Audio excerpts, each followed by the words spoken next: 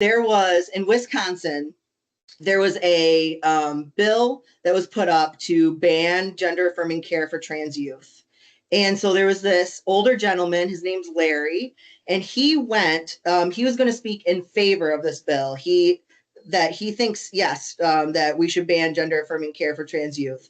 So Larry shows up at the Senate hearing, the Senate committee hearing, and he's waiting his turn to speak. So he's waiting, and while he's waiting, there are parents of trans youth going up to speak. There's doctors and teachers and trans youth themselves going up to speak about like how this bill would negatively impact their lives and why it's so important to them.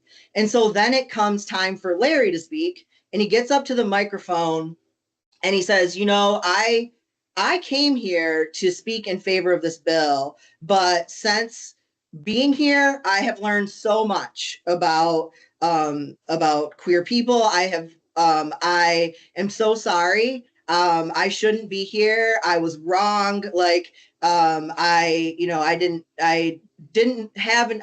got an education here today, and I'm not going to take any more of your time. And then he left. And like, so I love that story. And in that video, you can find it probably if you go to like YouTube or and just type Larry Wisconsin trans youth bill, it'll probably come up.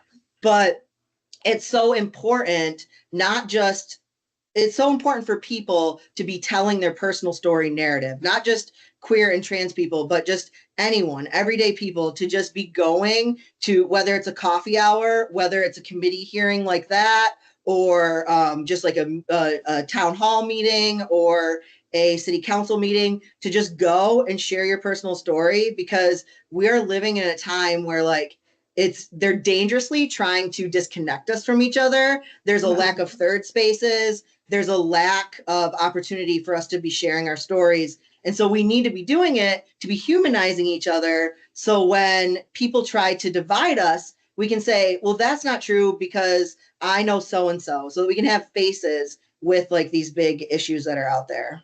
Yeah. That's awesome. Yeah. I agree.